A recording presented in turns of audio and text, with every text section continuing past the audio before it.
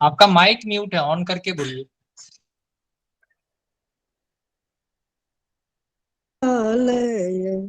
सिलटंक न खालय इतो नरसिंहा पर तो नरसिंहा, इतो नरसिंहा पर तो नरसिंहा, यतो यतो यामि ततो नरसिंहा, यतो यतो यामि ततो नरसिंहा, बहिर् नरसिंहा हृदय नरसिंहा, बहिर् नरसिंहा हृदय नरसिंहा, नरसिंहमदिं शरणं प्रपदे, नरसिंहमदिं शरणं प्रपदे, तव कर कमलवरे नखम् अद्भुत श्रृंगम दलित हिरण्यकशिपु तनुभृम, केशवधृत नरहरि रूप, जय जगदीश हरे, जय जगदीश हरे, जय जगदीश हरे,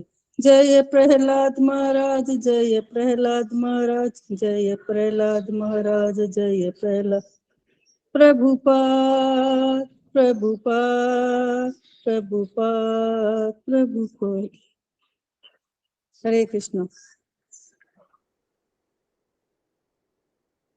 हरे कृष्णा माता जी, बहुत सुंदर, बहुत सुंदर माता जी, हरि बोल। बहुत सुंदर माता जी, बहुत अच्छा, बहुत आशा माता जी। 10 माता जी, हरि बोल। आप सब नाम अपराध भी बोलिए, नाम अपराध भी बोलिए। हरे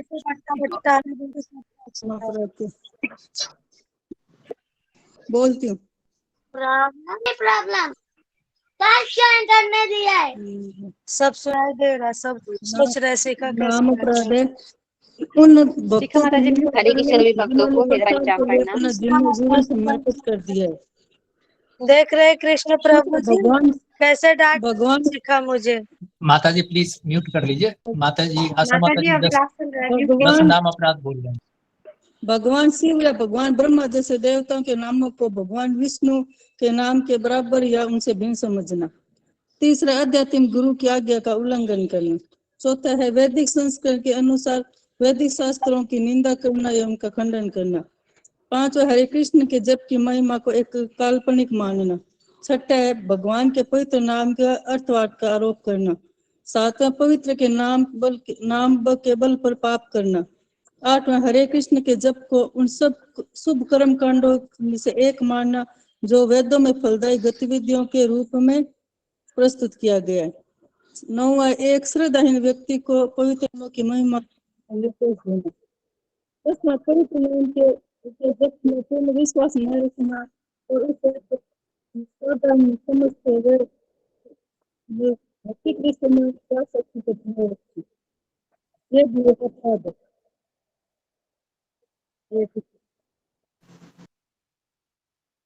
जी बोल माता जी, बहुत सुंदर। पंचांग प्रणाम। बहुत सुंदर माता जी, बहुत सुंदर। हरे कृष्ण। माता जी, बहुत सुंदर। हरे कृष्णा, हरे कृष्णा जी। हरे कृष्णा। सब भक्तों को पंचांग प्रणाम। हरे कृष्णा। हरे कृष्णा सब प्रभु जी, कृष्ण मोहन प्रभु जी, पंचांग प्रणाम। हरे कृष्णा सब भक्तों को, हरे कृष्णा सभी बच्चों को पंचांग प्रणाम। पंचांग हरे कृष्णा अंजू माता जी, शीला माता जी, अनिता माता जी, पंचांग।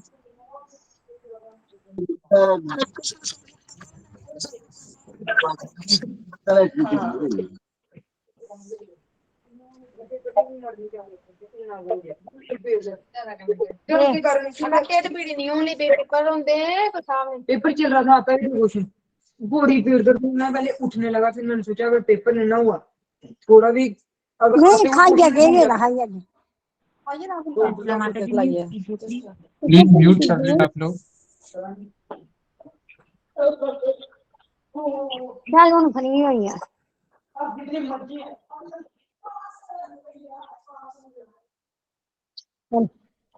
प्रतिभा माता जी, तब तक एक छोटा सा भजन सुना दीजिए, तब गुरु जी आते हैं, फिर बंद कर दीजिए। हरे कृष्ण।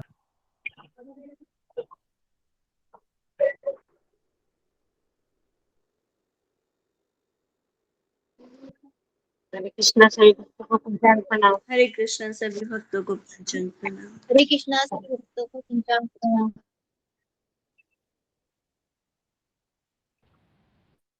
जी प्रभु जी प्रणाम सभी जय। भक्तों को।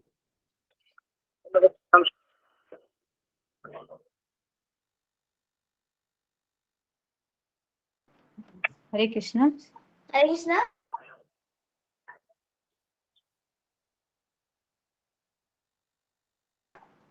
हरे कृष्णा।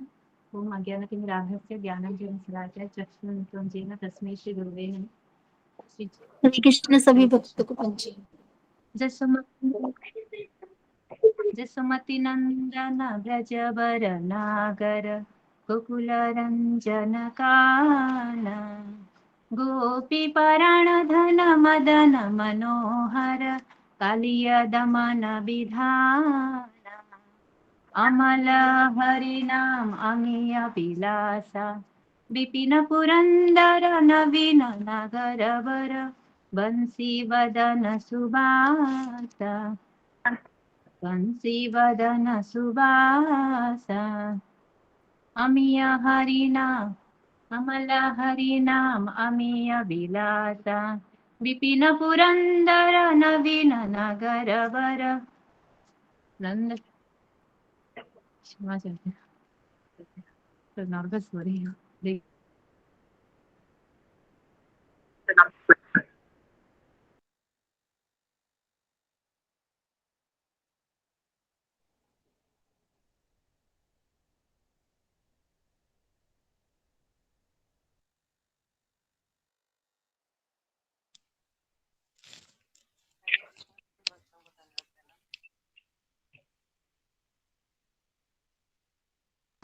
हरे कृष्णा कृष्ण कृष्ण हरे हरे राम राम राम हरे हरे। हरे कृष्ण गुरु जी हरे कृष्ण पंचांग प्रणाम। हरे सभी कृष्ण भक्तों को पंचांग हरे प्रणाम।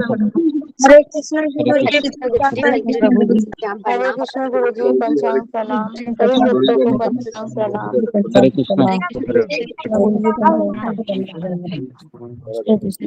कृष्ण हरे कृष्ण सबको हरे कृष्ण गुरु जी दंडवत प्रणाम। हरे कृष्ण हरे कृष्ण हरे कृष्ण ओम अज्ञानतिमिरन्धस्य ज्ञानाञ्जनशलाकया चक्षुरुन्मीलितं येन तस्मै श्री गुरुवे नमः। जय श्री कृष्ण चैतन्य प्रभु नित्यानंद श्री अद्वैत गदाधर श्रीवासादि गौर भक्त। हरे कृष्ण कृष्ण कृष्ण हरे हरे हरे राम राम राम हरे हरे। हरे कृष्ण कृष्ण कृष्ण हरे हरे हरे राम राम राम हरे हरे। हरे कृष्ण कृष्ण कृष्ण हरे हरे हरे राम राम हरे हरे। ठीक है। हरे कृष्णा सबका स्वागत है सत्र में। तो जी, आपका टीम का बताने कीजिए।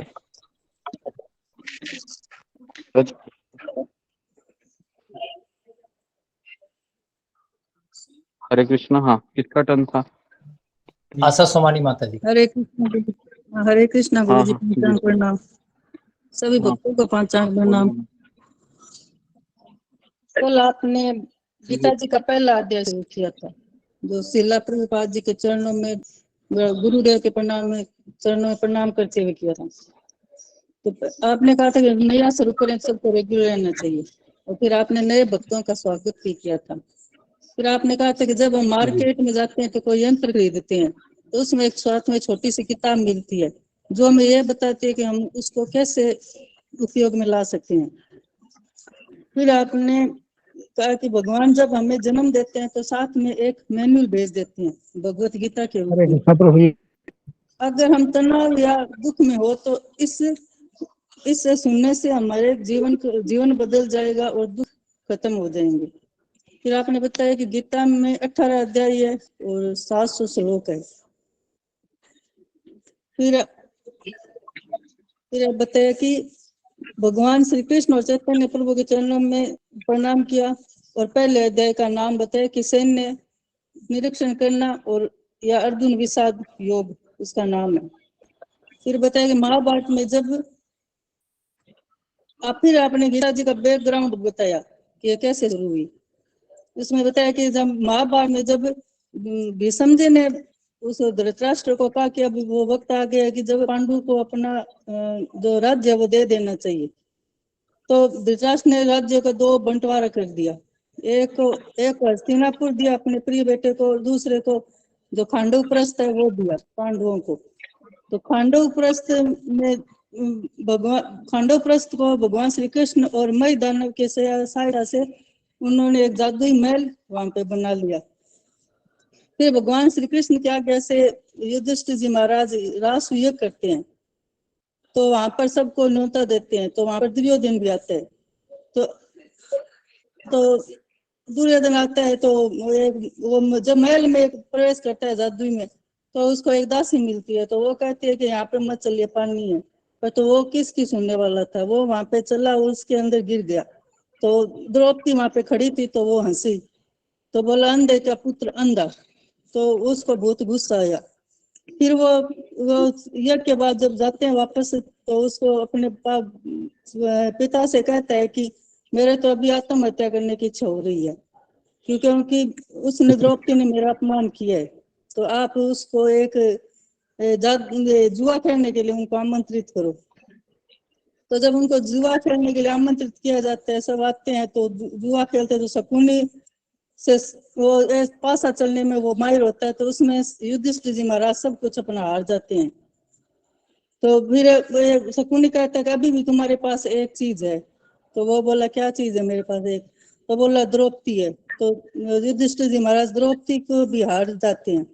तो फिर वो दुशासन है, वो जाता है और द्रौपदी को केस पकड़ के उसको घसीट कर लेके आता है, और फिर उसको सभा में लाके उसके वो करते हैं, चीरहरण करते हैं। वो जब वो किसी ने उसको सबसे सहायता मांगती है, गुरु द्रोणाचार्य से, भीष्म से, जहाँ पर जितने भी लोग होते हैं, पर उसकी कोई सुनाई नहीं होती है।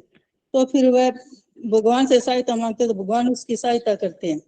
और फिर वह द्रौपदी वो चिल्लाती है, जब वह भगवान अपने वस्त्रों को ठीक करके वो बोलती है कि जो इस सिंहासन पर बैठा है मैं उसे श्राप देती हूँ। तो उसी वक्त गांधारी की एंट्री होती है। वो कहती है बेटी रुक जाओ, तुम श्राप मत दो। और धृतराष्ट्र से कहती है तुम आंख से अंधे हो, तुम्हारा दिमाग तो काम करता है। तो फिर उसने वो बोले ठीक है। तो वो बोले कि बेटी माफ करो दो, वर मांगो कोई। तो वो एक बोलती है वर मांगो। तो बोलती है कि पहले वर में बोलती है मेरे पतियों का राज्य वापस कर दो।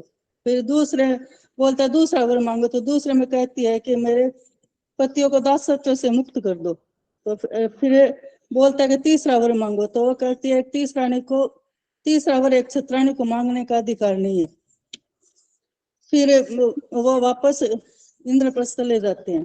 तो वहां पर 3 प्रतिज्ञाएं होती है। पहली भीम करता है कि मैं दुर्योधन की जंगा तोड़ूंगा, दूसरे में दुशासन का लहू पीऊंगा, और तीसरी द्रौपदी ने की कि मैं बाल खुला रखूंगी, जब तक दुशासन के खून से बाल नहीं धोंगी तब तक मैं उसको वापस नहीं बांधूंगी।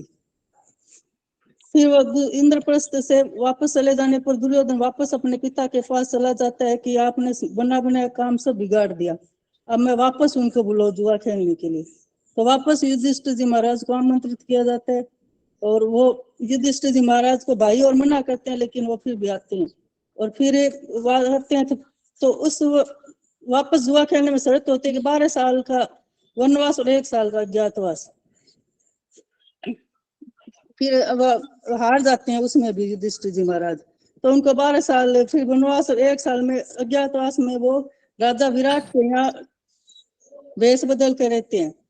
तो अर्जुन जो युधिष्ठिर जी महाराज है वो कंक बनते हैं, और द्रौपदी है जो वो शैलेंद्री के रूप में रानी के केश सज्जा का वो काम करती है, और अर्जुन है वो बहरनेला बनते हैं, जो वकोदर है भीम है वो रसोईया बनते हैं, नकुल है वो घोड़सवारी और वहां पे रह जाते हैं घोड़ों के मैदान में। फिर ये इनका 1 साल बीत जाता है तो ये फिर ये अपना राज्य मांगने वापस जाते हैं। तो उस दुर्योधन मना कर देता है कि मैं नहीं कुछ भी दूंगा। तो फिर से कृष्ण भगवान शांति दूत बन के वहां हस्तिनापुर जाते हैं और धृतराष्ट्र से कहते हैं कि इनका अपना राज्य दो। तो दुर्योधन कहता है कि मैं एक सुई की नोक जितनी जगह भी वापस नहीं दूंगा। तो भगवान श्री कृष्ण को फिर गुस्सा आ जाता है। तो भगवान कहते हैं कि भगवान को फिर गुस्सा आ जाता है। तो एक सेकंड, भगवान कहते हैं कि तुम दुर्योधन, एक सेकंड, दुर्योधन अपने नालायक बेटे को समझो। तो नाल पर दुर्योधन कहता है कि ये इसकी इतनी हिम्मत कैसे, इस ग्वाले को बंधक बना लो। तो ग्वाले को जैसे सुनते हैं तो भगवान उसको विराट रूप दिखाते हैं। तो सब भीष्म और तो सब जानते हैं कि इनका ये भगवान श्री कृष्ण है, पर भगवान वहीं पर घोषणा करते हैं कि तुम सब लोग जितने यहाँ पर वो सब मारे जाओगे। यह युद्ध छिड़ गया। युद्ध का मेन कारण था द्रौपदी का वस्त्रहरण, क्योंकि वैष्णव अपराध हुआ था। भगवान कहते हैं अभी तुम सब लोग मरने वाले हो। द्रौपदी बड़ी वैष्णव थी। द्रौपदी का एक नाम कृष्णा भी है। वैष्णव की निंदा सुनना या करना नहीं चाहिए। फिर आपने गीता का शुरुआत की थी, धृतराष्ट्र उवाच से शुरू होती है। फिर धृतराष्ट्र संजय से पूछता है कि मेरे और पांडुपुत्र ने क्या किया। तो वो इस प्रश्न, जी हरे कृष्णा हरे बहुत सुंदर माता जी, हरे कृष्ण गुरु जी, बहुत अच्छा बहुत अच्छा बताया बहुत आपने। सुंदर बहुत बहुत अच्छा, बहुत सुंदर माता जी। हरे कृष्ण, सुंदर आशा माता जी, हरे बहुत कृष्णा, बहुत बहुत अच्छा, बहुत अच्छा। हरे जय कृष्ण जय माता जी। बहुत अच्छा से दिखाती है माता आगे और बताऊं? हाँ, और बताओगे तो तू भी लेक्चर दोगी, फिर तू भी प्रवचन दे दो फिर, है ना। मैं रुक जाता हूँ। ठीक है, समझता कृपा हूँ। है आपकी, ओके। सब लोगों की कृपा है। गुरुजी आज आज कई नए भक्त आए हैं, तो हाँ आप हाँ, नाम ले उनको लो। उनको एक्नॉलेज करते हैं, उनको हम स्वागत करते हैं। तो हाँ हाँ कृपया सभी भक्तों से निवेदन है कि जो सत्र के समय में आपको अपना कैमरा ऑन रखना जरूरी है। जो नए भक्तों के लिए, पुराने भक्तों को तो पता है और फिर भी वो जानबूझ के बंद रखते हैं। तो कृपया आपसे निवेदन है कि कृपया आप कैमरा ऑन रखें। अगर आप कहीं ड्यूटी पे हैं तो आप इसमें मैसेज कर दीजिए, गुरुजी उसको नोटिस कर लेंगे और आज्ञा देंगे, तो अब आप ऑफ कर सकते हैं। तो जो भी नए भक्त हैं, तो अभी तोलाराम मित्तल प्रभु जी हैं और रंजना जी सुल्तानिया माता जी हैं और गुरुजी दास कविता करके हैं, मुझे भी वो भी नहीं लग रही हैं। और उषापति पाल, हाँ हाँ वो भी मुझे जी लग रही है। और पांचवा मीना सृष्टि, तो ये भी मुझे जी नहीं लग रही। तो ये 5 ओके भक्त हैं गुरु जी, तो आप एक बार जी उनको acknowledge करें। जी जी। तो हम इनका एक बार हरे कृष्णा महामंत्र बोल के इनका स्वागत करते हैं। हरे कृष्णा हरे कृष्णा हरे कृष्णा कृष्ण कृष्णा हरे कृष्णा हरे राम हरे हरे राम हरे राम, हरे राम, हरे राम, हरे राम कृष्ण हरे कृष्ण, कृष्ण हरे हरे, हरे राम, राम हरे हरे। हरे कृष्ण कृष्ण कृष्ण हरे हरे, ममता पाल हरे माता जी राम माफ हरे राम कीजिएगा, राम उषापति राम तो हरे। आप ही हैं।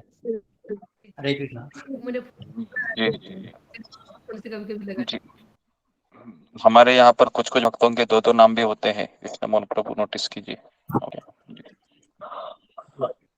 तो अभी हम आगे बढ़ते हैं। जैसा कि हमने कल भगवत गीता की शुरुआत की थी और हमने कितने श्लोक कवर किए थे कल हमने, तो कल हमने 25 श्लोक कवर किए थे। 24 24। गुरु जी। ठीक जी है। जी। तो शुरुआत ऐसी हुई थी कि जैसे एकता सोमानी ने माता जी ने थोड़ा सा बैकग्राउंड ही बता पाई।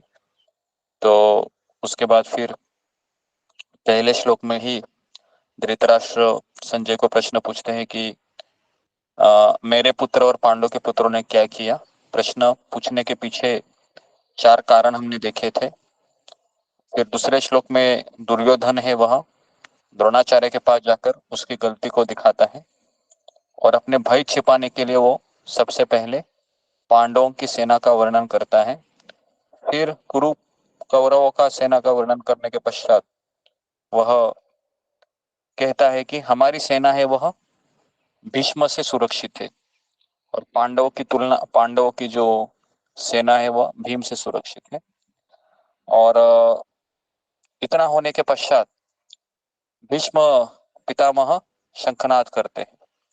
ऐसा शंखनाद करते हैं कि आचार्य लिखते हैं कि उस शंखनाद से भीष्म पितामह दुर्योधन को यह बताना चाह रहे थे कि तुम्हारा इस युद्ध में कोई विजय नहीं होने वाला है ना।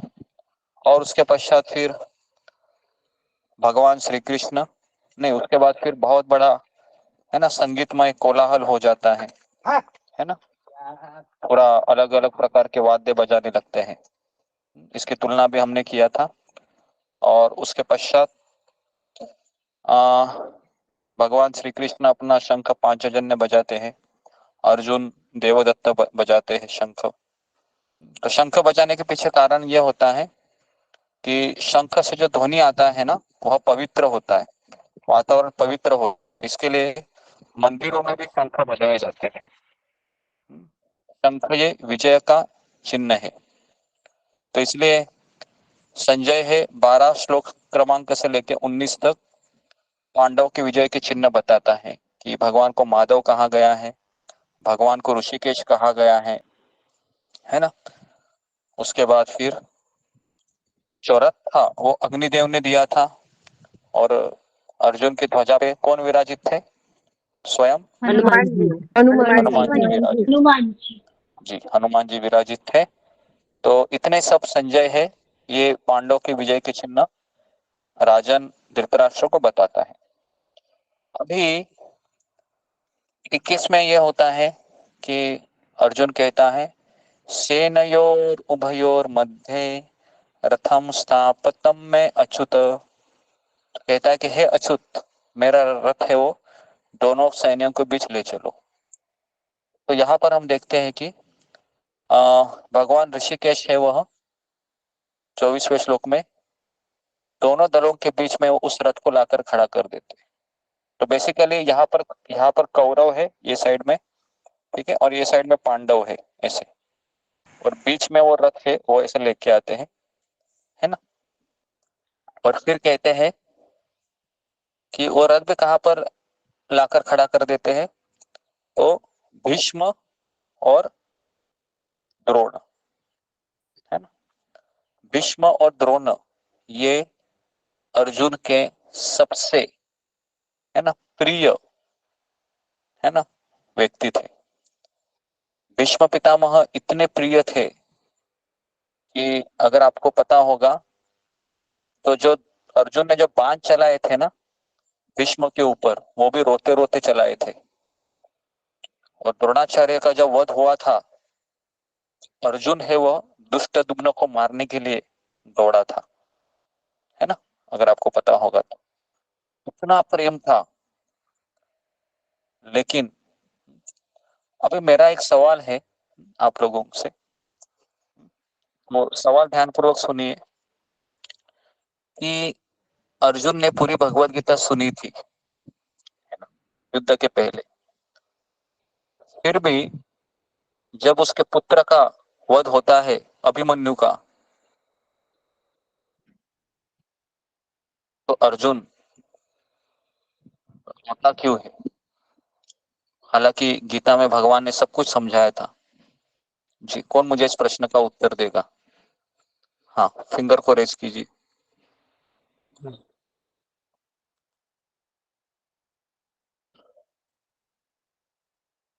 जी,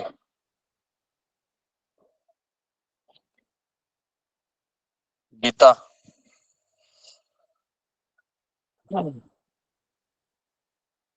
Because of Maya. बता पाया। ओके, नेक्स्ट रूबी कुमारी। हरे कृष्णा गुरु जी, पंचांग पढ़ना। गुरु जी, मुझे लगता है कि उनको आसक्ति हो गई थी अपने नेक्स्ट ममता कुमारी। गुरुजी वो 3 गुणों से के कारण उनको 3 ऐसा गुणों के हुआ। कारण, ओके। जी प्रियंका सहगल। गुरुजी मुझे लगता है कि उनका जो अभी बनने का वध हुआ था वो अकेले इतने लोगों से लड़े थे जो मतलब अनुचित था, इसीलिए उनको ये सोच के दुख हुआ जा। ओके। अनीता यादव। गुरुजी पुत्र के प्रति आसक्ति होने के कारण। आसक्ति होने के कारण। अशोक चावला। प्रणाम गुरुजी। एक तो ये है गुरुजी, पुत्र था उनका, आसक्ति थी, और दूसरा ये था अकेले वो, उसकी सहायता कोई नहीं था, अकेले उसने युद्ध किया। और महारथी, काफी महारथी थे जिन्होंने अकेले नैत्य को मारा है, उसकी सहायता कोई नहीं आया था। ओके। उसके बाद सुधा गुप्ता। हरे कृष्णा गुरुजी, पंचांग प्रणाम। सभी भक्तों को पंचांग प्रणाम। ऐसा निर्णय श्री कृष्ण ने ही लिया था, श्री कृष्ण को पता था अभिमन्यु के मारा जाना निश्चित है। शायद ये जो माया रची थी नहीं श्री नहीं, कृष्ण ने ही। कारण अलग, कृष्ण कारण थे। ओके, ये भी नहीं है। उसके बाद एक एकता सोमानी। उसको धोखे से मारा था सबने वो कैसे मिलकर मारा इसलिए। था, इसके लिए उनको गुस्सा आया। ओके। विशाली गावे। हरे कृष्ण गुरुजी, दंडवत प्रणाम। कर्ण का वध करना था उनके हाथों से ही। कर्ण का वध करना था। ओके। रीति। हरे कृष्ण गुरुजी, पंचांग प्रणाम। गुरुजी बस वैसे तो वो कृष्ण जी की बातें सारी समझ ही गए थे, लेकिन बस वो एक पिता और पुत्र का जो थोड़ा वो संबंध आसक्ति तो नहीं होगी, तो उसी की वजह से थोड़ा दुखी हुए थे। मंजू सिंह। गुरुदेव, जैसे कि आप क्लास में भी बताते हैं कि मतलब हम किसी ज्ञान को सुन लेते हैं पर किसी ज्ञान को आत्मसात करने में समय लगता है। तो मुझे भी ये लगता है कि उन्होंने गीता सुन ली थी, बट क्योंकि वो युद्ध कर रहे थे और युद्ध करने के लिए क्रोध की आवश्यकता होती है और थोड़ा समय भी अभी इतना नहीं हुआ था, तो इसीलिए उनको क्रोध आया। ओके, ठीक है। तो आप सबने प्रश्न के उत्तर तो दिए हैं। अभी देखिए, सबसे पहला था कि अर्जुन ने गीता को सुना था, लेकिन अभिमन्यु जब मर जाता है ना, तब ऐसा नहीं था कि उसके पुत्र के प्रति आसक्ति थी। एक चीज आप याद रखिए कि जिसके साथ हम कुछ समय बिताते हैं ना, तो उस समय आंखों से आंसू आना स्वाभाविक होता है ना। नहीं तो हमारा हृदय कैसा रहेगा, पत्थर के जैसा हो जाएगा, है ना। भक्ति करके हृदय कैसा होना चाहिए, कोमल होना चाहिए, बराबर है। अगर मेरा हृदय पत्थर के जैसा हो रहा है कि ये मर गया, मरने दो, मैंने तो गीता सुनी है ना, रोना नहीं चाहिए, तो ऐसे व्यक्ति को क्या कहेंगे लोग, पागल है ये, है ना। खुद का बेटा मरा है फिर भी ये रोता नहीं है, कैसा ये, कितना कठोर हृदय का है। क्या गीता सुनी इसने पता नहीं, कौन इसके गुरु है, दिखाओ जरा। हाँ, तो इस तरीके से, है ना, गुरु के ऊपर ही क्वेश्चन मार्क आएगा। तो इसके लिए भक्ति करने से हृदय कोमल होता है, और कोमल हृदय से अश्रु आना स्वाभाविक होता है। लेकिन अर्जुन रोता रहा क्या, नहीं, अर्जुन अगले दिन फिर वापस अपने काम में लग गया, है ना। तो इसलिए ऐसा मत सोचिए कि मैंने गीता सुनी है तो मेरे आंखों से आंसू नहीं आएंगे। आएंगे, एक दिन रोना चाहिए, लेकिन दूसरे दिन अपना ड्यूटी को निभाना चाहिए।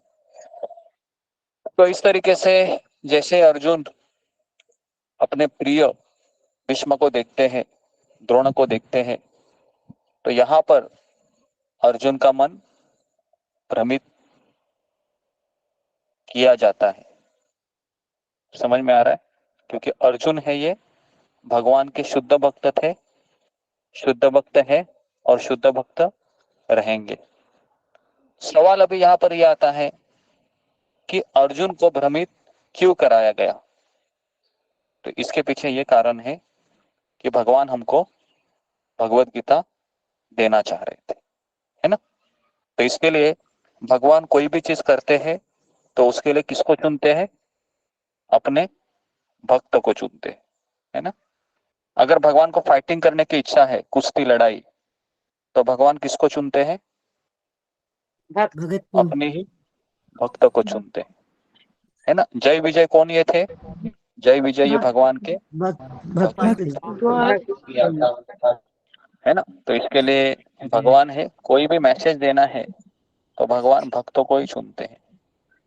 तो अभी सवाल यह आएगा कि कभी कभी भगवान का भक्त भ्रमित होता है, जैसे नारद मुनि भी है ना भ्रमित होते हैं, एक बार शिव जी भी भ्रमित होते हैं, ब्रह्मा जी का भ्रमित होना है और हमारा भ्रमित होना है। इसमें क्या फर्क है? इसमें फर्क ये है कि हम है वो भगवान की माया देवी से भ्रमित होते हैं, है ना, 3 गुणों के कारण। और ये बड़े बड़े भगवान के जो भक्त हैं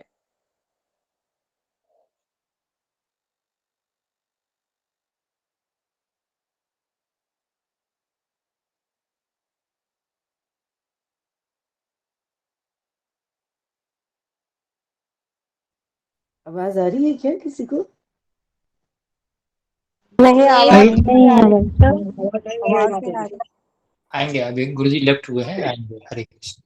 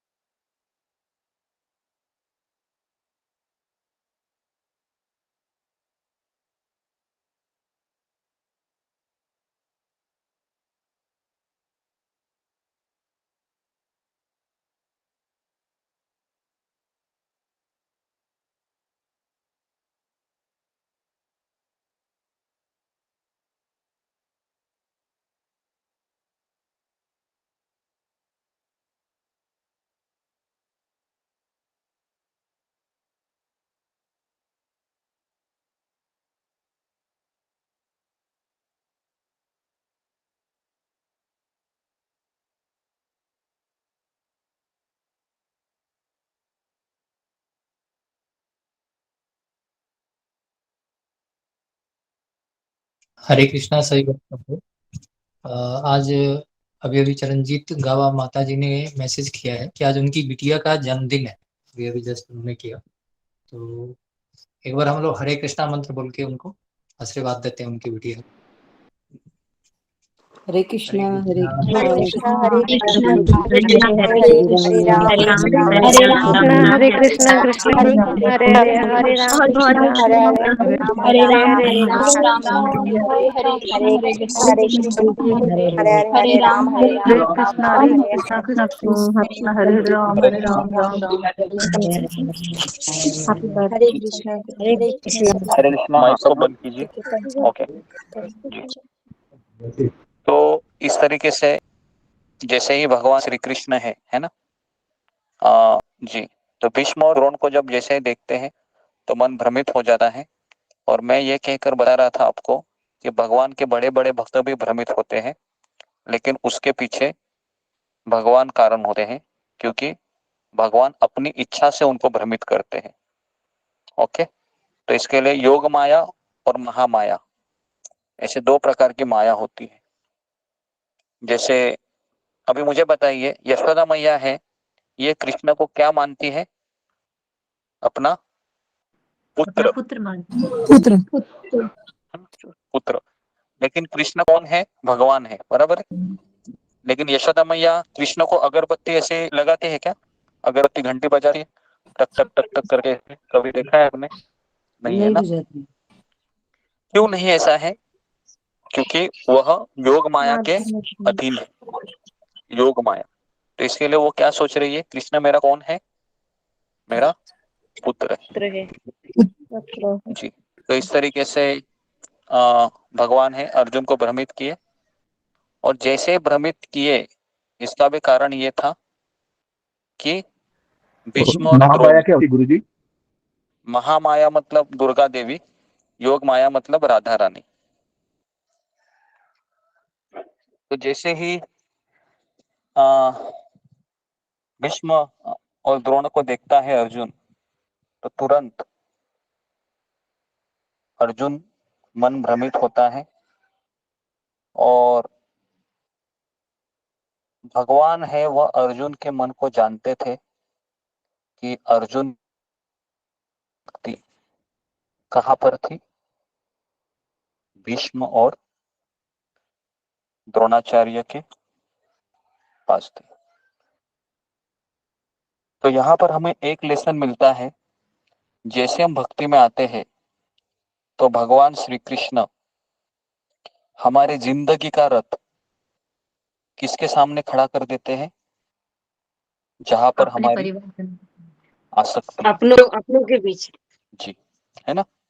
तो इसके लिए सबसे पहला युद्ध किसके साथ होता है हमारा, हमारे अपनों के साथ, हमारे अपनों के अपना साथ, घर वाले। अपनों के साथ होता है ना। तो ये भगवान बताना चाह रहे है ना, क्योंकि हमारी देखिए भीष्म पितामह बुरे नहीं है, द्रोणाचार्य बुरे नहीं है, बुरी क्या होती है हमारी आसक्ति, सोच आ सकती है ना। अभी यहाँ पर देखिए हम अनाउंसमेंट भी करते हैं, तो अनाउंसमेंट में भी क्या बोलते हैं हम, मेरे पुत्र का जन्मदिन है।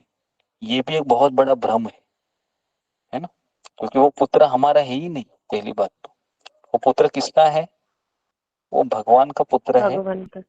है ना। मेरे पास वो भगवान ने एक जिम्मेदारी दी है उसका पोषण करने की, है ना, बराबर है। क्योंकि जब उसको मैं कहता हूँ मेरा पुत्र है तो क्या हो जाता है, उसको खरोच भी आएगी तो क्या होगा, मेरा दिल टूट जाएगा, है ना, बराबर कि नहीं, मेरा दिल टूट जाएगा, क्योंकि वो हम क्या बोल रहे हो, मेरा पुत्र है ना। तो इस संसार में मैं और मेरा ये क्या है, बहुत बड़ा भ्रम है ना। इस संसार में कोई चीज मेरी है क्या, बताइए, कोई भी चीज मेरी नहीं है इस संसार में, बराबर है।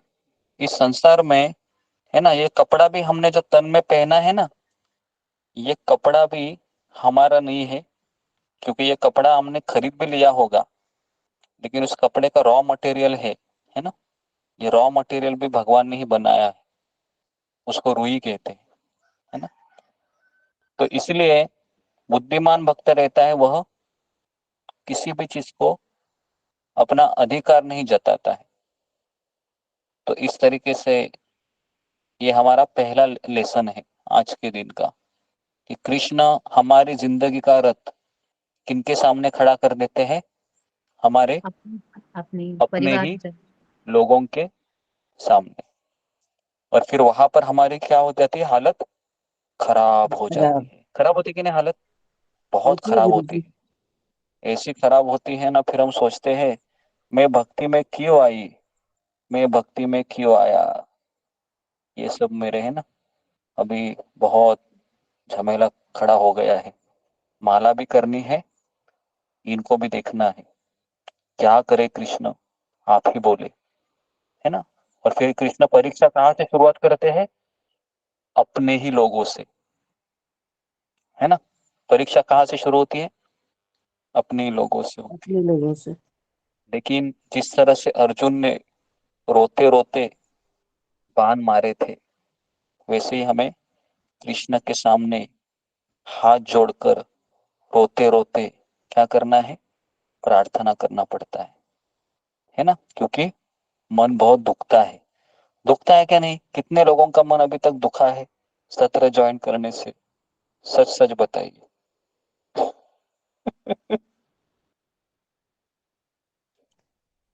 कभी कभी बहुत लगता है लोग, गुरु जी। गुरु जी दुख इसीलिए लगता है क्योंकि भक्ति में बाधा आती है।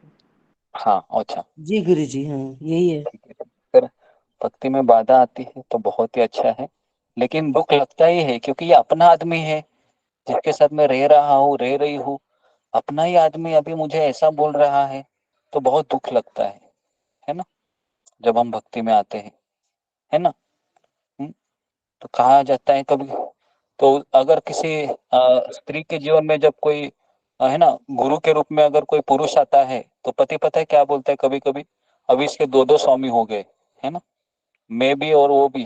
तो इस तरीके से बात होती है ना।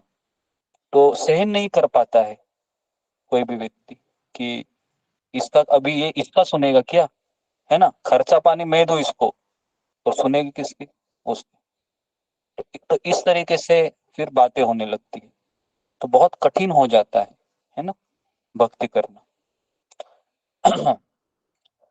तो इस तरीके से, है ना, कृष्ण, है ना, बहुत बड़ी परीक्षा हमारी लेते हैं, लेकिन ये परीक्षा अगर पास हो गए हम, तो भगवान अगली परीक्षा फिर हमारे हृदय में बैठे अनर्थों से हम जूझते हैं फिर, है ना, क्योंकि असली लड़ाई तो ये नहीं है, परिवार असली लड़ाई नहीं है, असली लड़ाई है हमारे भीतर जो रावण छिपे है ना, उससे हमको लड़ाई करना है।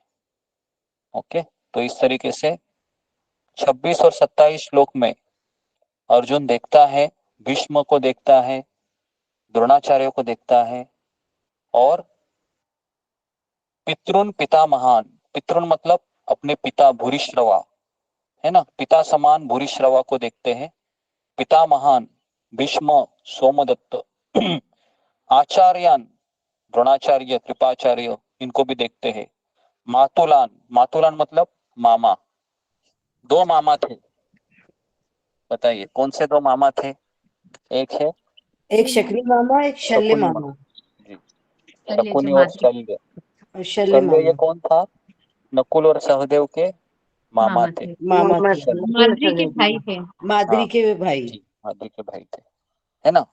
तो शल्य को भी कैसे उन्होंने ये किया था कि उसका बहुत बड़ा स्वागत किया, है ना, इसने, दुर्योधन ने। और शल्य क्या सोच रहे थे, मेरा स्वागत किसने किया, युधिष्ठिर ने किया, युधिष्ठिर ने। तो इसलिए उन्होंने फिर वचन दिया कि जिसने भी मेरा स्वागत किया है उसी के पक्ष के अनुसार मैं युद्ध करूंगा। तो फिर जब उसको पता चला, अरे बाप रे दुर्योधन का था, तो फिर वो विवश हो गए उनके उनके पक्ष में युद्ध करने के लिए। गुरुदेव एक ये भी बताते हैं कि मतलब उनका हस्तिनापुर से एक टाई अप था कि जब भी युद्ध होगा तो वो हस्तिनापुर का ही साथ देंगे। हाँ था, लेकिन एक्चुअली मूल कारण वो नहीं था, मूल कारण यही था कि उन्होंने बहुत सारा, है ना, व्यवस्था स्वीकार किया था दुर्योधन का, तो इसके लिए शल्य है वह राजी हो गए, है ना। हालांकि शल्य ने दुर्योधन को कहा, दुर्योधन तू मेरा शत्रु है, मैं तुमसे युद्ध नहीं करना चाह रहा था तुम्हारे पक्ष में, लेकिन अभी मैंने तुम्हारी व्यवस्था को स्वीकार किया है, मैं तुम्हारा ऋणी बनना नहीं चाहता हूँ, तो इसलिए तुम मांगो कि तुम्हें मुझसे क्या चाहिए। तो दुर्योधन क्या करता है, किसको मांगता है, शाल्य आप मेरे पक्ष से युद्ध करो।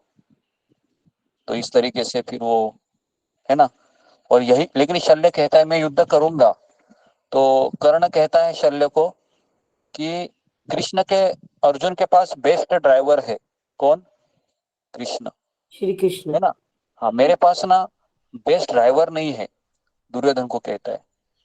तो दुर्योधन कहता है कि शल्य आप तो बहुत बड़े धनुर्वीर हो, आप क्यों नहीं कर्ण का सारथी बन जाते।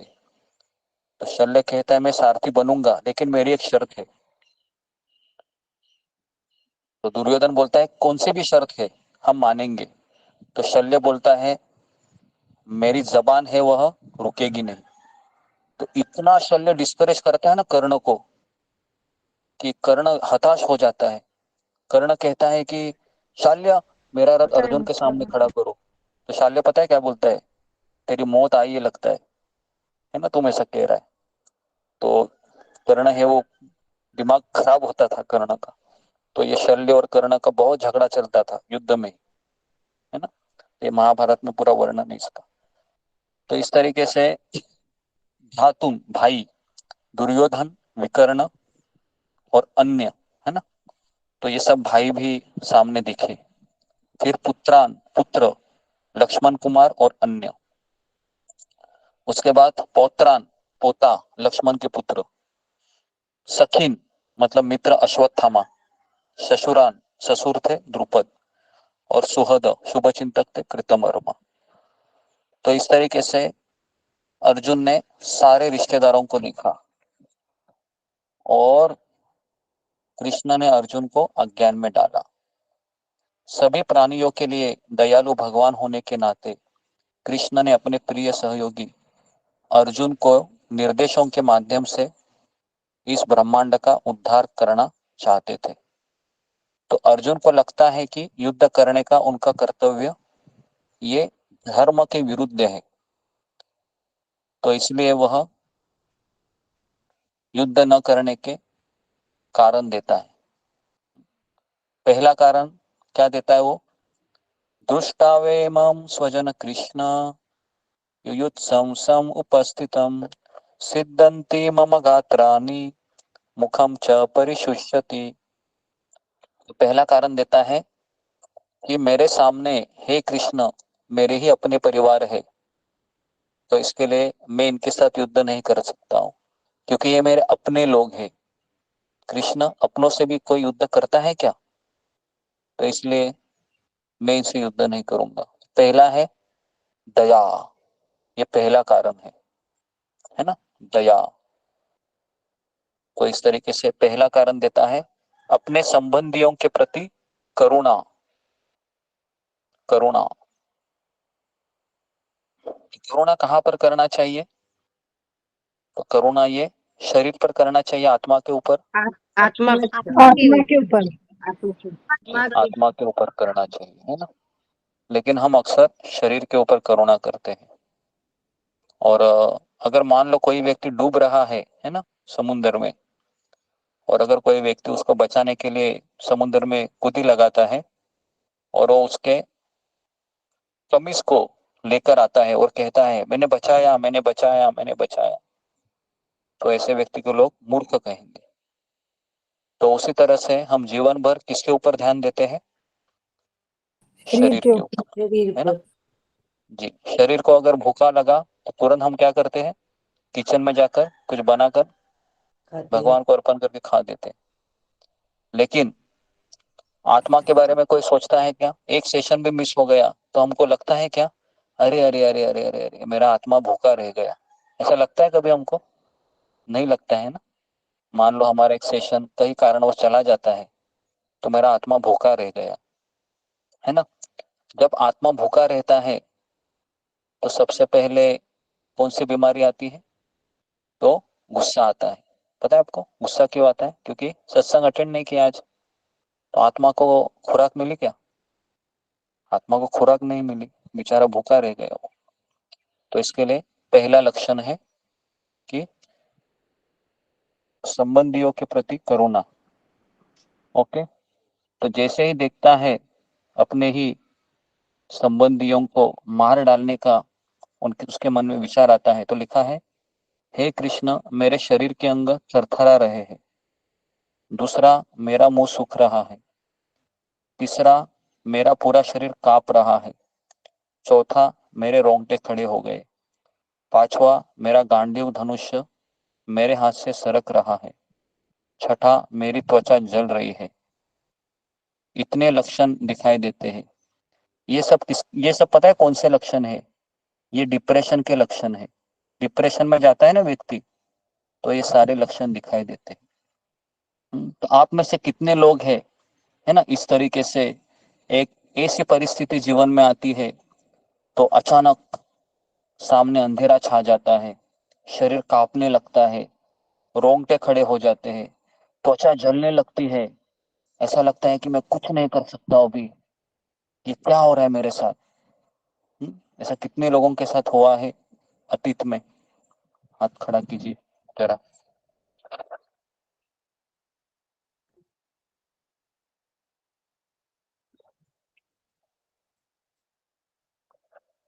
ओके ओके, चलो कम से कम 25% लोग हैं, है ना, 26 लोग हैं, है ना, डिप्रेशन।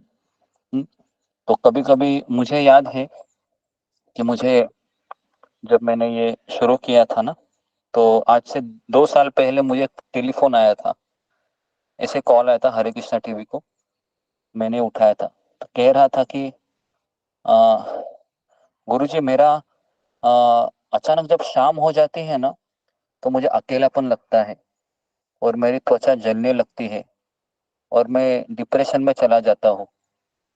और सब कुछ है मेरे पास, लेकिन फिर भी मेरा मन इतना भ्रमित हो जाता है कि खुदकुशी करने की इच्छा होती है। और मैं साइकियाट्रिस्ट के पास जा रहा हूँ, मनोचिकित्सक के पास 3 साल से।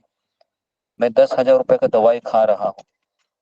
तो मुझे आप कुछ बता सकते हैं? तो मैंने उनको कहा कि आप रोज 2 माला का जप कीजिए और रोज भगवत गीता हमारे साथ चर्चा कीजिए। तो मुझे याद है कि वो हरिद्वार का रहने वाला था और 1.5 महीना हम दोनों, हाँ, मैं और वो, हम दोनों 1.5 महीना में पूरा भगवत गीता फिनिश किए।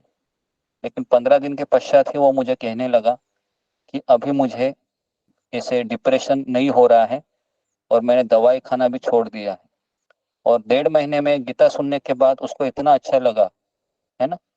ये मेरा पहला केस था। उसको इतना अच्छा लगा कि उसके पत्नी ने खुद फोन करके मुझे कहा कि आपका बहुत बहुत धन्यवाद कि आपने, है ना, हमारा पति का, है ना, दवाई है छुड़ा दिया और अभी वो बिल्कुल अच्छे हो गए। तो ये जब मेरा पहला अनुभव था, ये जब मैंने सुना तो मुझे इतना मोटिवेशन मिला कि मैंने सोचा ये तो बहुत ही अच्छा है। ऐसे कई लोग हैं, है ना, जो इस तरीके से डिप्रेशन में है। तो इसके लिए ये 2 चीजें अगर हम करेंगे ना, हरे कृष्ण महामंत्र का जप और दूसरा है गीता का पाठ, ये अगर हम करेंगे तो डिप्रेशन से बाहर आ सकते हैं। उसके बाद इसमें अभी दूसरा कारण देता है कि विजय से किसी आनंद की अपेक्षा, है ना, सुख की अपेक्षा, ये दूसरा कारण है जो अर्जुन देता है। अर्जुन कहता है कि देखो कृष्ण, आप कहते युद्ध करो, लेकिन अगर मैं युद्ध करूंगा तो क्या होगा, मेरे ही स्वजन मारे जाएंगे। और देखो अर्जुन, देखो कृष्ण, अगर सब लोग मारे जाएंगे तो मेरे साथ, है ना, राज्य का सुख को आनंद देने वाले कोई नहीं रहेगा मेरे साथ। मैं अकेला क्या करूंगा, है ना।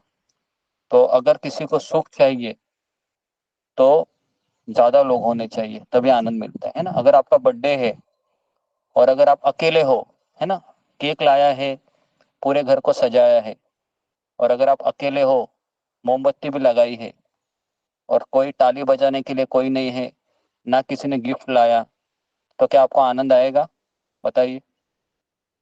नहीं नहीं आएगा ना। गुरुजी। तो इसके लिए अगर हमको आनंद चाहिए तो ज्यादा लोग होने चाहिए। और कृष्णा, अगर मैं युद्ध करूंगा तो सारे लोग मर जाएंगे, मैं अकेला सिंहासन पर बैठकर क्या करूंगा। तो इसके लिए मुझे युद्ध नहीं करना है, दूसरा कारण। तो शरीर के संबंधों के प्रति आकर्षित होकर कभी कभी लोग भौतिक सुख के कारणों को भूल जाते हैं और एक क्षत्रिय को अपने जीवन निर्वाह के लिए राज्य चाहिए। और क्षत्रिय होने के नाते अर्जुन को राज्य प्राप्त करने का एकमात्र अवसर अपने चचेरे भाइयों से युद्ध करना था। लेकिन अर्जुन को युद्ध में कोई दिलचस्पी नहीं लग रही थी, क्योंकि उसको भूख ही नहीं लगी थी राज सिंहासन की। तो जब तक कोई भूख नहीं लगता है, तब तक भोजन बनाने के लिए तैयार नहीं होता है। उसी प्रकार उसने फिर सोचा, मैं जंगल में एकांतवास को चला जाऊंगा। तो इस तरीके से अर्जुन का यहाँ पर एक गुण दिखाई देता है कि अर्जुन ये वैराग्य भी था, राज्य और विजय में उसको कोई दिलचस्पी नहीं थी। ये कितने कारण हो गए अभी युद्ध न करने के? दूसरा कितने कारण हो गए? 2 कारण हो गए। पहला कारण क्या था? दया। दया। दया था। दया। दया किसके प्रति दया थी? अपने ही लोगों के प्रति, है ना। स्वजनों के प्रति। तो अपने लोगों के प्रति दया आती है ना। जब कोई कहता है कि जब तक तुम माला नहीं छोड़ोगे माला नहीं छोड़ेगी, मैं खाना ही नहीं खाऊंगी, एक बात है ना। तो कभी कभी हमको इमोशनली ब्लैकमेल करते हैं, है ना, माला करने के लिए, है ना, माला छोड़ने के लिए बहुत कुछ करते हैं। तो फिर हम, है ना, संबंधियों के प्रति करुणा बहुत रहती है ना। कई माता पिता को भी हमने देखा है जो केवल अपने बच्चों के लिए जीते हैं, है ना, लेकिन वो बच्चा इतना बिगड़ जाता है कि जवान होने के बाद उन्हीं माता पिताओं को छोड़ देता है। तो इस तरीके से तीसरा कारण अभी है कि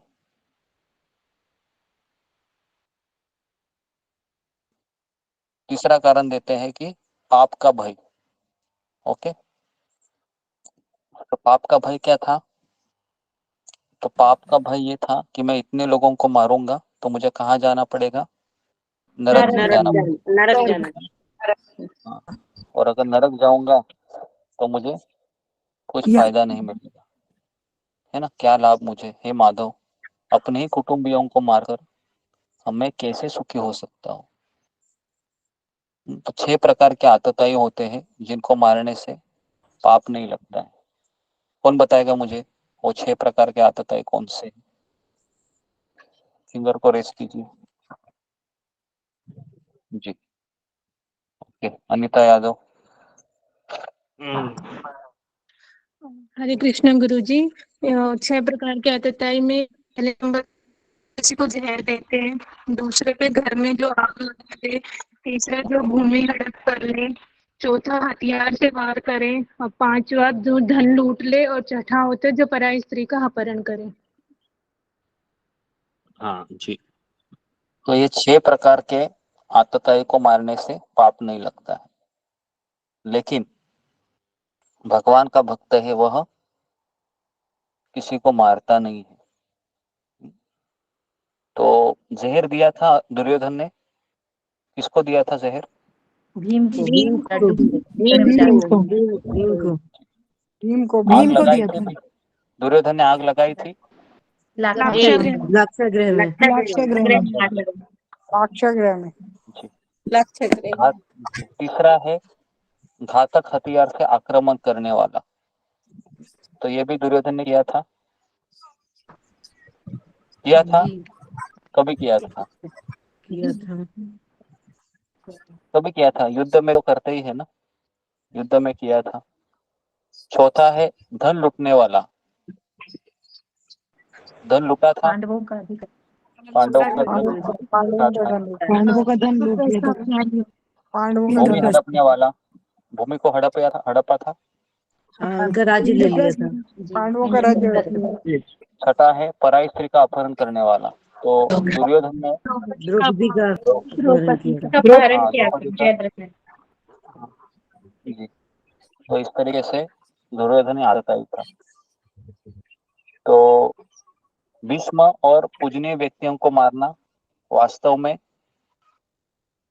पाप है, ऐसा अर्थशास्त्र बताता है, क्योंकि वह उन्हीं के पक्ष में थे। अर्जुन उनके साथ साधुवत व्यवहार और उन्हें माफ करना चाहता था। अर्जुन ने कृष्ण को माधव कहा क्योंकि लक्ष्मी के पति, है ना, अर्जुन नहीं चाहते थे कि कृष्ण उन्हें युद्ध के लिए उकसाए। तो हालांकि एक क्षत्रिय का धर्म है कि अगर उसको कोई चुनौती देता है युद्ध करने के लिए तो वह लौट कर नहीं जा सकता, और दूसरा है अगर उसको जुआ खेलने के लिए आमंत्रित करते हैं तो मना नहीं कर सकता। तो ये 2 चीजें रहती है। तो इसके लिए अर्जुन ने सोचा कि इसे स्वीकार न करना ही अच्छा है। तो परिवार को मारने अथवा मित्रों से द्रोह करने में लालची लोग कोई दोष नहीं देखते। तो इस तरीके से चौथा कारण अभी देगा कुल नाश के हानिकारक प्रभाव, है ना, कुल का नाश होगा। क्यों कुल का नाश होगा? क्योंकि कोई भी तो पुरुष नहीं बचेंगे तो स्त्री सारी वो हो जाएंगी, दूषित हो जाएंगी स्त्रियां, और वर्ण हाँ शंकर पैदा होंगे। जी जी जी जी, तो बेसिकली सारी स्त्रियां विधवा हो जाएगी, है ना, और स्त्री को आश्रय होना जरूरी है। तो इस तरीके से अर्जुन कह रहा था कृष्ण, अगर सारे पुरुष मारे जाएंगे तो सारी स्त्रियां विधवा हो जाएंगी, और गलत पुरुष है ना, उनका फायदा उठाएंगे और वर्ण संकर बढ़ जाएगा, उससे दूषित संतान उत्पन्न होगी, और इस तरीके से पारिवारिक कर्तव्यों का निर्वाह नहीं होगा, है ना। पितृगण जो पितरों को तर्पण करते हैं वो सब रुक जाएगा, है ना। तो इसलिए कितना ये बड़ा आश्चर्य की बात है कि मैं इतना बड़ा पाप करने के लिए जा रहा था, अपने ही संबंधियों को मारने पर मैं तुला था, तो इससे कितना अच्छा होगा कि ये धृतराष्ट्र के पुत्र ही मुझे रणभूमि में, है ना, मारेंगे, कितना अच्छा होगा। तो इस तरीके से अर्जुन है वो डिप्रेशन में ये सब बोल रहा था, और इस प्रकार अर्जुन ने अपना धनुष तथा बाण रख दिया और रथ के आसन पर सर पर हाथ रखकर बैठ गया, है ना। तो इस तरीके से अर्जुन के डिप्रेशन में जाने के बाद 4 कारण बताए। हालांकि चारों कारण धर्म शास्त्र के अनुसार योग्य थे, लेकिन भक्ति शास्त्र के अनुसार अयोग्य थे, क्योंकि कृष्ण चाह रहे थे कौरवों का विनाश। तो इसके लिए जो कृष्ण चाहते हैं वही धर्म है। तो इसके लिए हम जब भक्ति में आते हैं तो कई चीजें हमारे सामने, हमको लगता है कि ये सही है, ये गलत है, लेकिन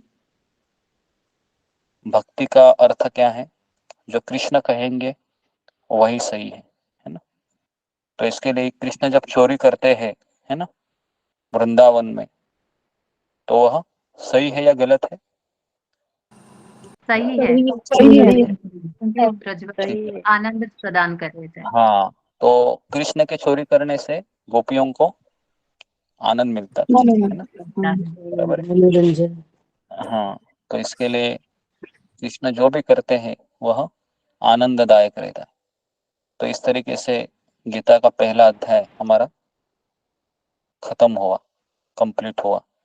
इसमें हमने काफी लेसन है ना। तो मैं यहाँ पर रुकता हूँ। तो कुछ प्रश्न रहेंगे, 10 मिनट है, तो आप पूछ सकते हैं जी। हरे कृष्ण।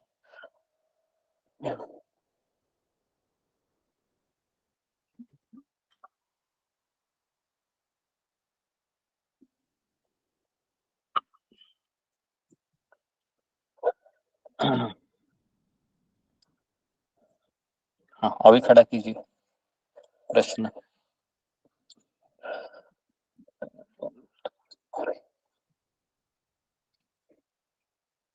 हाँ, अनिता है दो।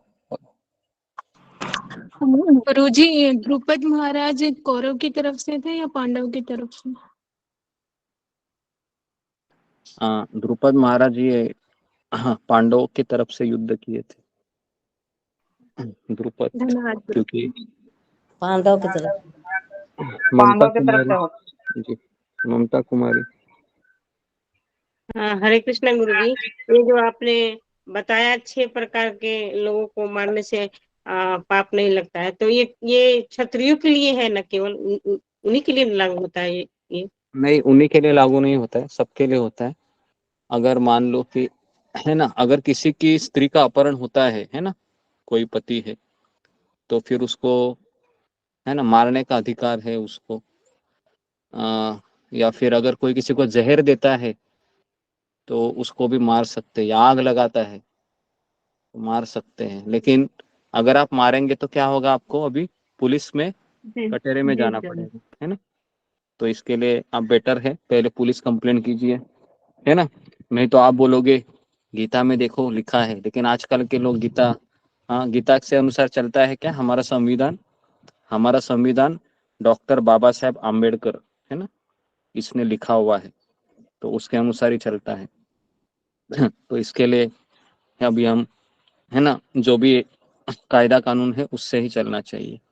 ओके जी। जी गुरु जी धन्यवाद। नेक्स्ट मीनाक्षी राव।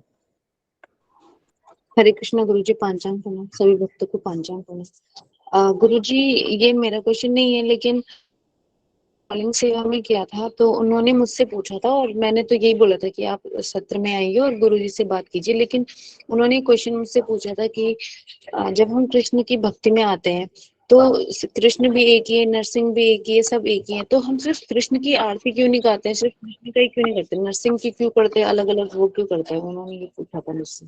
हाँ, क्योंकि जिस तरीके से एक पिता होता है ना, उसके अलग अलग रोल होते हैं। कभी वो पिता किसी का भाई भी होता है, किसी का पुत्र होता है।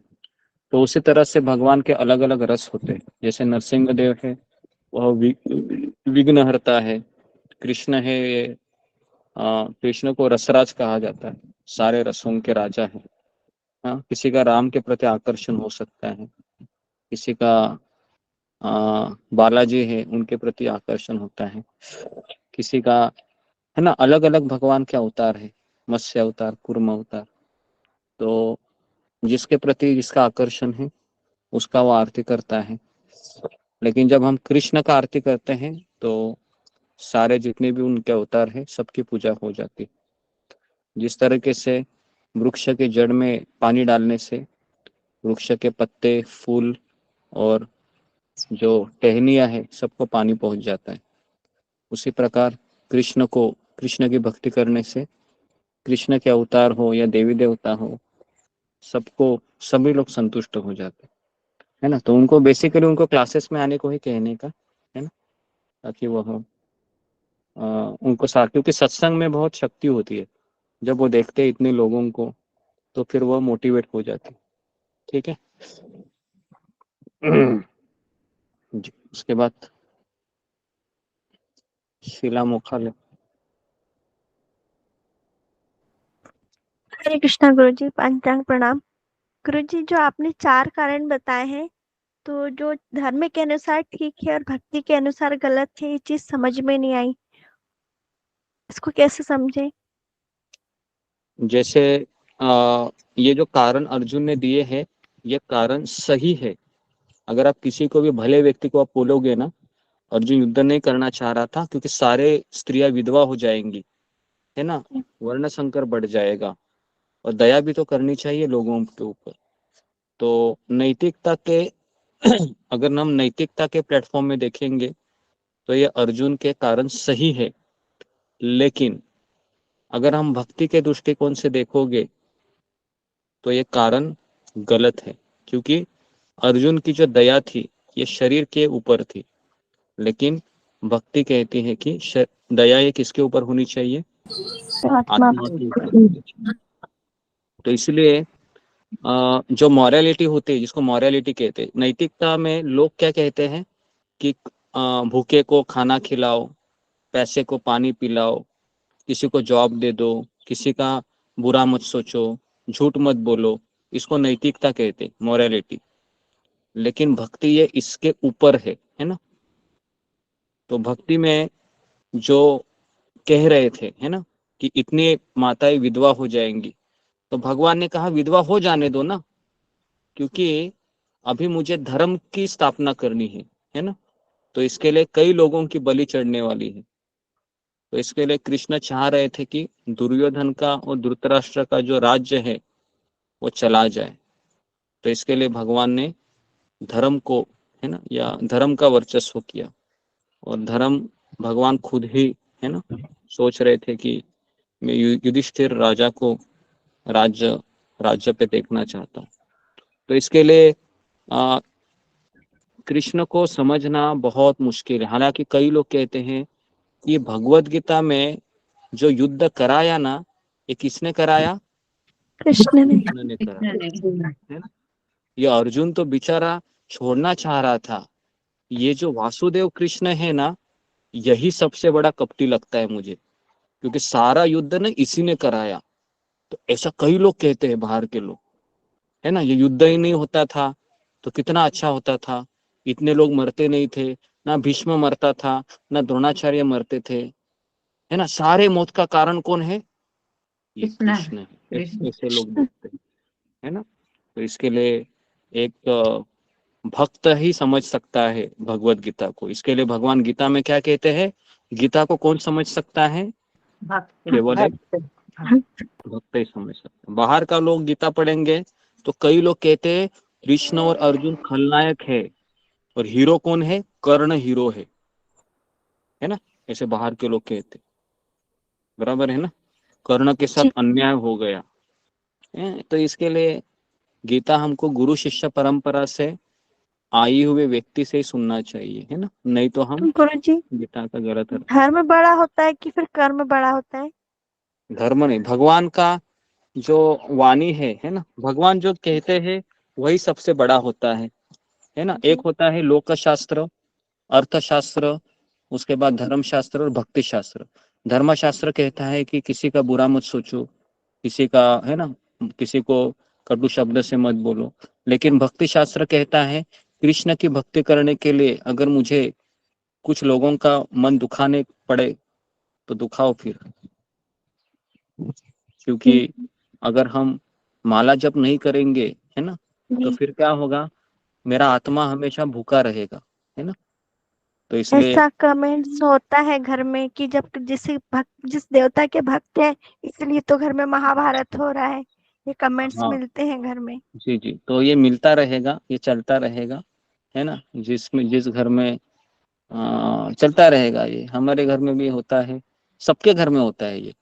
किसी के घर में शिवजी प्रोमिनेंट होते हैं, शिवजी, माता रानी, साईं बाबा, संतोषी माता, हनुमान जी एक ही घर में विराजित रहते हैं, है ना।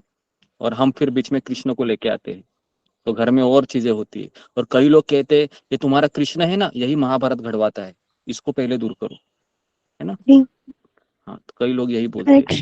हाँ, तो हरे कृष्ण जी, तो उनको पता नहीं है कि ये महाभारत को अभी शांत करने के लिए कृष्ण आए हैं, है ना। आपके घर के महाभारत को वो शांत करेंगे और आपको भगवत धाम ले जाने के लिए कृष्ण आपके घर आए हैं, है ना। इसी चीज को लोग समझते नहीं। कई लोग घर में गीता भी नहीं रखते, पता है क्यों? क्योंकि उनको लगता है गीता रखने से महाभारत हो जाएगा। सुना है आपने? ऐसे भी लोग कहते हैं, कई लोग कहते हैं कि गीता नहीं रखना चाहिए।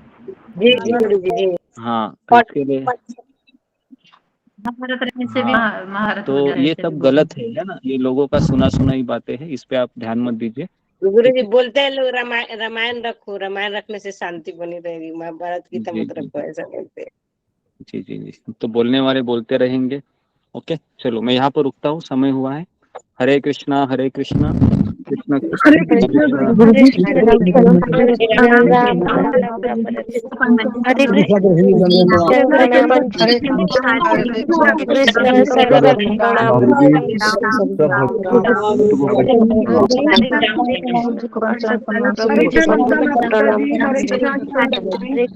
प्रभु जी हरे कृष्ण प्रतिभा माता